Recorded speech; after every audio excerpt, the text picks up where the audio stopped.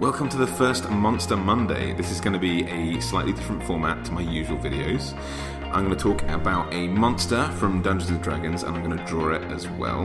And we'll just kind of cover everything that I can think of about this that might keep you informed if you want to use them in your setting. So for the first Monster Monday, I really wanted to cover the Beholder. It's, in my opinion, the most iconic Dungeons & Dragons monster. And it's on the front cover of things like the Monster Manual. It's been in every single edition of Dungeons & Dragons since 1975.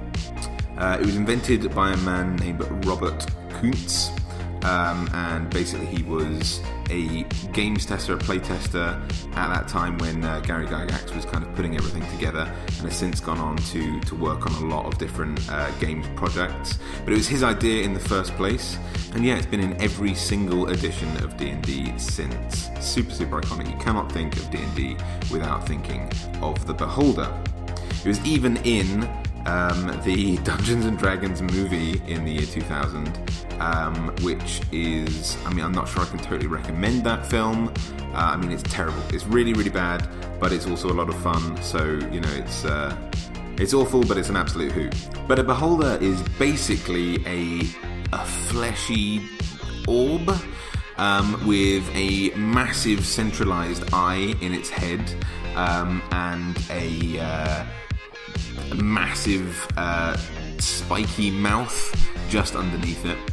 On top of its head are usually 10 sort of Eyestalks, tentacles with little eyes on top of them. And obviously, as a result of this beautiful description, the first thing that's conjured into the mind is the expression, beauty is in the eye of the Beholder.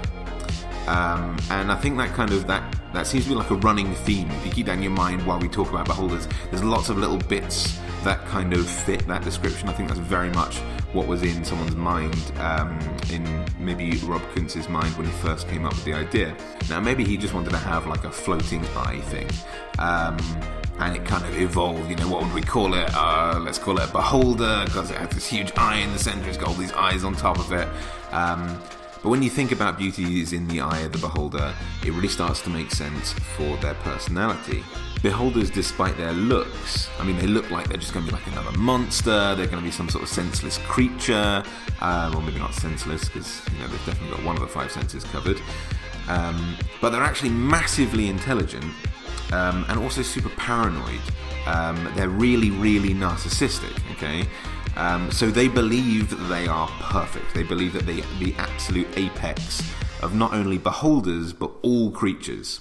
They think they're superior to absolutely everything, okay? So they think of themselves as beautiful. They think of themselves as the most powerful. They think of themselves as absolutely flawless. And you know what? They might not be totally wrong. They're not exactly gorgeous to look at to us, but they certainly are bloody powerful. So on the face of it, and they are pretty much just a face, right? On the face of it, they don't seem completely ridiculous to fight, okay? They're a challenge level 13 creature, so you're a mid-level kind of character, you're in a decently strong party when you fight one of these things. They are obviously very intelligent, they've got +3 intelligence. And the main 2 features when you come up against one of these things is that, they've got all these eyes in their head, they're definitely going to perceive you, they're definitely going to notice you coming, you can't really sneak up on them. They've got a perception of +12, so there's absolutely no sneaking up on them.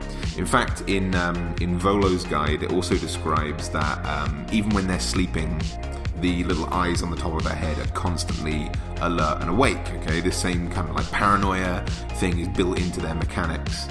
So the idea is that they're just, they never rest. And in a human mind, obviously, that would drive someone completely insane. And maybe that's why they are so evil. They are completely evil to their core. They've gone completely mad, maybe. But to fight them, each of the little Eyestalks on top of their head fires a different kind of energy ray. And basically, you can shoot 3 people at once as the DM, and generally speaking, you'll roll to determine what random eye ray hits a character, if that makes sense. But they can be anything from like a charm ray, so they can actually, enthrall people, to a death ray, and that is exactly what it sounds like. It's 10d10 necrotic damage and can absolutely vaporize people. But, they have everything from like sleep rays, petrification rays, they can, slow time around people, all this kind of stuff. And there's various variants for that as well. Again, if you have the Volo's guidebook, they have a full detailed listing on how to kind of replace some of these powers for other things that would not totally break the game would not totally break the game if you want to have a beholder that's slightly different. They have legendary actions, just like a lot of other creatures, which means they can fire an extra eye ray if the situation demands it. In my opinion, the coolest thing about just like the blank stat sheet of a beholder is their actual centralized massive eye. Because what that does is it creates a huge anti-magic cone. Personally, I've never kind of described this as anything visual. So when players fight them for the first time, they usually tend to not know what the hell's going on. They'll be standing in front of this beholder and they'll be trying to cast spells at it, or having magic weapons not work. Seems to be affecting it. The mage might make a fireball and just it dissipates in his hands. And they think, oh man, we've wandered into this trap. We're in a room with no magic. And it takes them a little bit of time to figure out that whichever way the beholder is facing, and it can choose to face a different way each turn, this centralized eye completely destroys all magic. Now that's really weird. It's a really unconnected series of things. This is definitely not a natural creature, okay? Like, this isn't something that you'd find, in the hills, in a forest, or anything like that. It's not of this world. It's even depicted, it's even noted as an aberration. And aberrations in D&D are creatures that are otherworldly, things like Cthulhu and all these kind of extra-dimensional horrors are kind of what falls under the category of aberrations, completely unmade by the gods of D&D. But that's an awful lot of stuff for a natural creature to do, okay? It doesn't seem to have any, magical ability. It doesn't know magic. It's very intelligent. It could know magic. I mean, it can speak. It doesn't tend to speak common. It can speak deep speech or undercommon. Two languages associated usually with creatures of an evil alignment, although we're not here to discriminate, although they are pretty much evil to their core, so, But it's an awful lot of stuff for something that doesn't know, it's not casting arcane spells. It naturally has these abilities. And in D&D, things like sorcerers also have natural abilities, and it's usually because they have some kind of ancient bloodline, they're tied to a magical creature. In the beholder's case, we get a bit more of a glimpse as to why it can do all this stuff in its lair actions. So beholders, you almost never find a beholder outside of its lair. It's super, super rare, and a lair tends to become very distorted very quickly when a beholder's inside. So the lair actions of a beholder always happen at initiative 20, and they follow a certain theme. They're kind of along the lines of passively, without the beholder even really thinking too hard about it, a 50-foot square area might become really slimy and difficult to walk on. All these grasping hands and tendrils might appear out of a nearby wall to grab people, or even all walls. It says here all walls within 120 feet. Or even worse than that, a huge eye might appear on a nearby surface. And it doesn't say what surface. Technically, I imagine that could even be like a weapon that a player is holding, or a nearby rock, or the whole ceiling.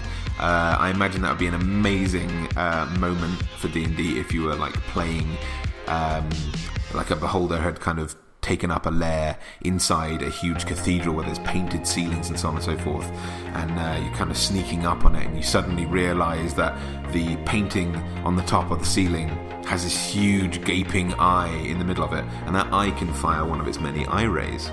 Basically, what seems to be the case, the beholder is a creature from perhaps another dimension, and its mere presence influences the world around it. It sort of accidentally creates its own thoughts. Now, whether it's aware of this or not is totally up for debate. They are very intelligent creatures, and they know they're very, very powerful, and things just seem to go their way, basically, is my impression of it. But the reason why beholders are so terrifyingly powerful is that their thoughts become reality. In Volo's guide, we learn that when they reproduce, they don't have any biological or sexual or anything like that happening. They literally sleep and they dream of another beholder, and when they wake up, another beholder exists, which can then do the exact same stuff. Okay? They might not dream of a beholder, they might dream of a totally different creature.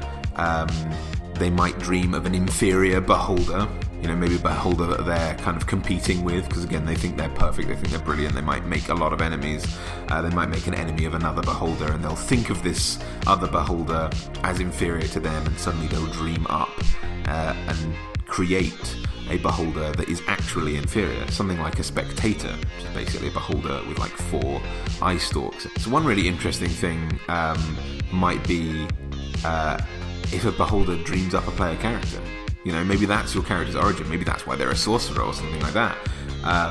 You could even have a really interesting moment of your D&D party finding a kind of bizarro reverse version of themselves because a beholder has been dreaming up and conjuring these inferior versions of your party that you then need to fight. It can become a whole plot. But when beholders dream of beholders and kind of reproduce in that way, because it can manifest in any way, shape or form, they tend to be totally different every single time. There's beholders of every different colour. They can look necrotic and disgusting, they can be undead, they can be demonic, they can have huge scales, they can look quite dragon-like with webs between all of their tendrils and so on. The only really consistent features is that they have these stalks on top of their head, usually 10, a massive eye in the centre, and really spiked massive mouth. And I think the only reason why they have these consistent features, having the kind of tendrils on top, and so on and so forth,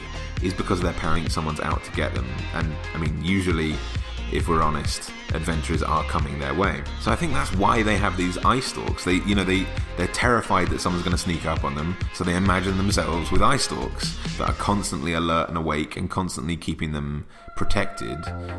So that's why they've formed in this way. A really interesting way of looking at this kind of manifestation mechanic, for which there aren't really any rules in the game. There's rules if you're fighting them and so on and so forth, but if you're making the story, you make the story.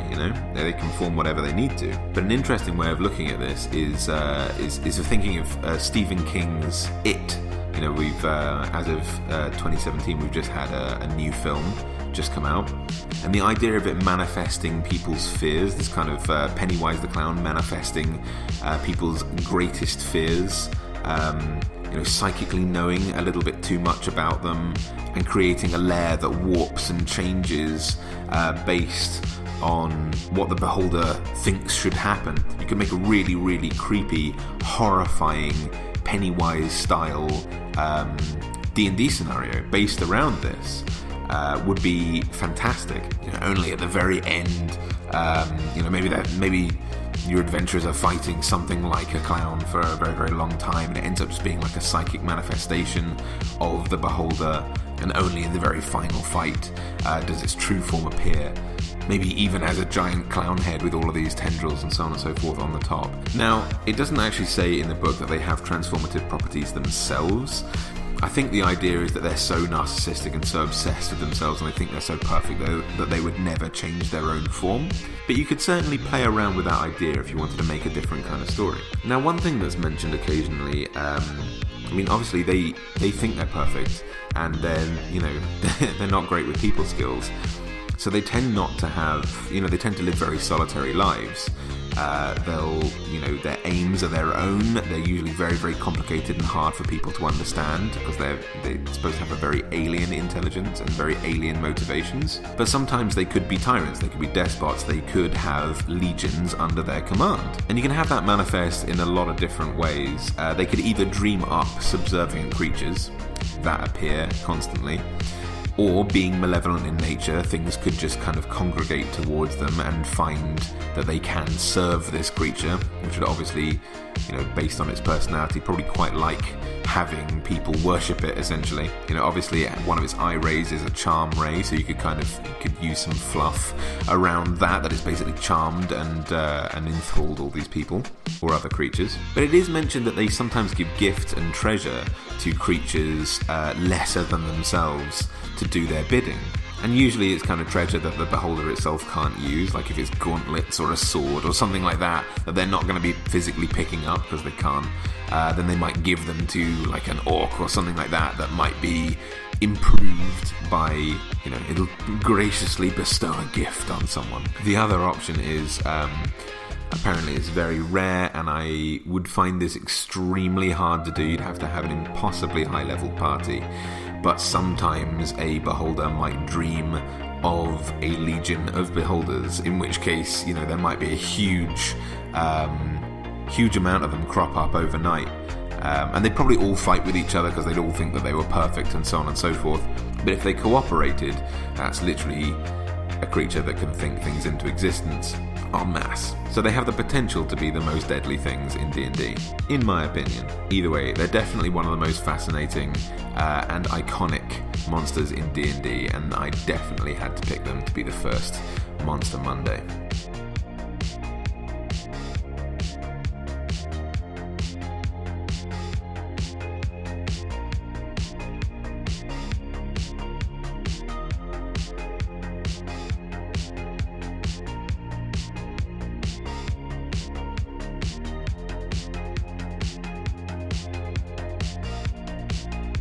Now, I hope you've enjoyed this one. I'm planning on doing these fairly regularly. I absolutely love to draw. I definitely love to draw monsters, and hopefully inform you guys as well about some of the monsters that you might not have picked before in D&D, or maybe you just want to hear some more about them. But if you have any comments or questions, just leave them down below or on our social media platforms. There are links down below. And until next time, I'll see you later.